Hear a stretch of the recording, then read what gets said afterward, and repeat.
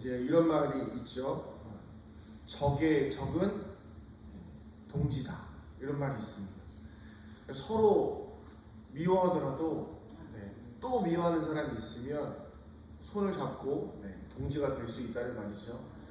오늘 헤롯과 빌라도가 서로 원래는 원수 관계였습니다. 정치적인 관계에서 원수를 맺는 관계였는데, 오늘 말씀에서 예수님이 적은 아니었습니다. 그러나 처리해야 될 대상이 생기자 헤롯과 빌라도와 헤롯이 서로 한 뜻이 되어서 예수님을 계속해서 이렇게 어렵게 하는 장면들을 볼 수가 있습니다. 사실 빌라도는 예수님에게서 죄를 찾지 못하였어요.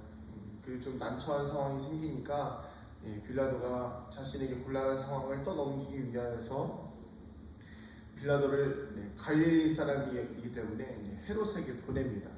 이 헤롯은 요한의 목을 베었던 그 헤롯 왕이에요. 근데 이 헤롯에게 보냈는데, 이 헤롯 왕은 또 예수님을 보는 것을 또 기대하고 기뻐합니다. 이유는 간단해요. 예수님의 기적과 이런 이적들을 행한다는 소문을 듣고 혹시라도 자기가 그 기적을 보는 것을 눈앞에서 볼까 싶어서, 우리가 옛날에 동네에서 막 이렇게 뭐 이런 말 하면 그렇지만 저 어렸을 때 시골에서 약 파는 사람들 많이 하셨거든요. 보면 막 이게 뭐 그게 진짜인지 모르겠지만 앉아있던 사람들만 일어나고 차력하시는 분들 와서 차력하시고 그런 걸 좀 본 적이 있어요. 그런 사람들 오면 신기해서 막 이렇게 사람들 모여드는 것처럼 헤롯 왕도 이게 궁금했던 거예요. 그러니까 예수님이 오시니까 혹시나 이적을 행할까 싶어서 기대하는 마음으로 와서 봤는데 막상 보니까 아무것도 없다라는 거예요. 그러니까 예수님으로부터 혐의점을 찾지 못했어요. 그래서 빌라도와 헤롯이 둘 다 예수님에게서 문제를 발견하지 못해서 그냥 어찌 보면 그냥 내버려둔 상태였어요. 자, 그런데 문제가 뭐냐면 사람들이 소동하기 시작하는 거예요. 예수님은 십자가에 못 박아야 된다. 예수님은 어떻게든지 십자가에 못 박아서 예수를 죽여야 된다라고, 예수를 어떻게든지 죽여야 되는데 그 이유가 무엇이냐면 온 유대에서 말씀드리기 5절에 나와 있습니다. 온 유대에서 가르치고 갈릴리에서부터 시작해서 여기까지 와서 백성을 소동하게 한다. 백성을 소동하게 한다는 거예요. 쉽게 말하면 선동한다는 겁니다. 예수님께서 백성들을 선동해서 정치적인 위협이 될 수 있으니 빨리 없애야 된다라는 것으로 먼저 빌라도에게 설명을 합니다. 그리고 헤롯 왕 앞에서도 뭐 특별히 하는 이야기가 없어요. 근데 말씀에 나와 있는 게 무엇이냐면 10절에 이렇게 나와 있습니다. 대제사장들과 서기관들이 서서 힘써 고발하더라. 그러니까 예수님을 고발하던 사람들이 누구예요?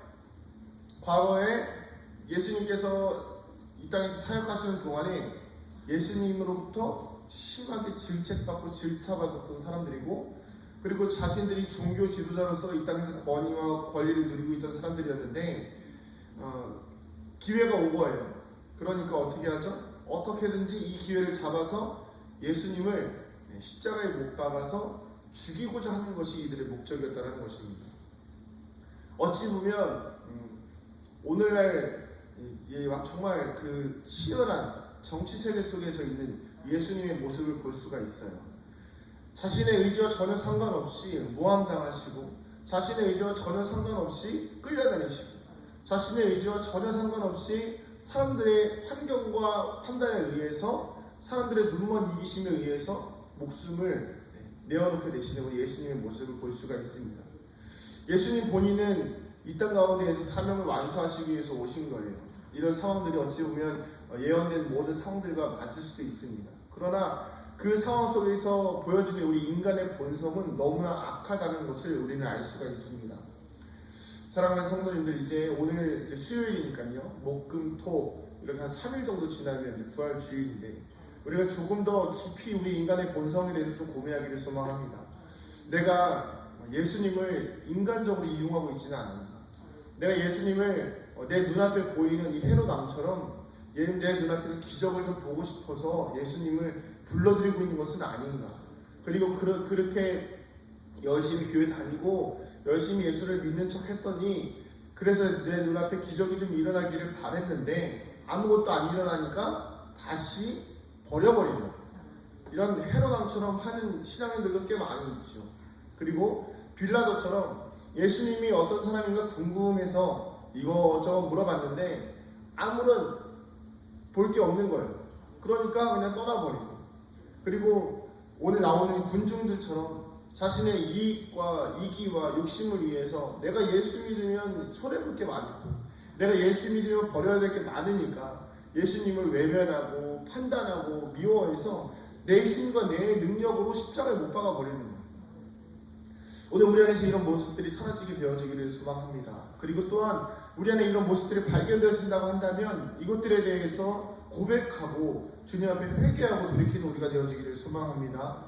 그래서 오늘 하루 살아가시는 동안 하나님, 내 안에 있는 이 헤롯과 빌라도와 같은 모습들이 있다면 주님 용서해 주세요.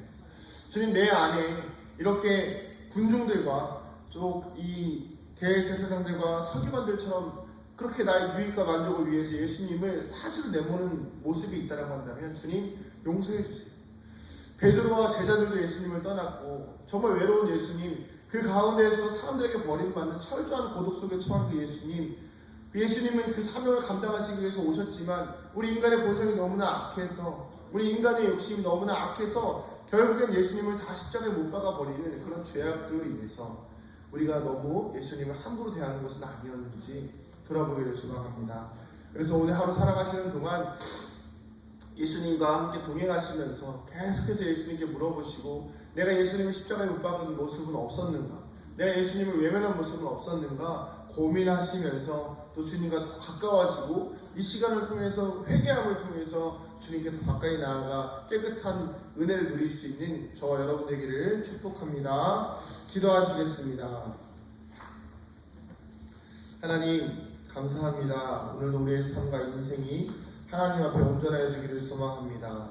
하나님, 우리가 빌라도와 헤롯과 또 군중들과 서기관들과 제사장들 같이 내 이기심과 내 욕심과 내 만족과 내 호기심을 위해서 예수님을 믿고 따랐던 것은 아닌지 돌아보게 됩니다. 그러나 그것들이 모두 무너졌을 때에 결국에는 예수님을 십자가에 못 박아버리는 무책임하고 무의미한 인생을 살아가고 있는 것은 아닌지 우리를 돌아보게 하여 주시고, 주님, 우리가 끝까지 주님 앞에서 온전하여지고 신실하고 하나님 내 유익과 만족을 위한 것이 아닌 하나님의 영광을 위하여서 이 땅에서 살아갈 수 있도록 인도하여 주시옵소서. 감사드리며 사랑이 많으신 예수님의 이름으로 기도드립니다. 아멘.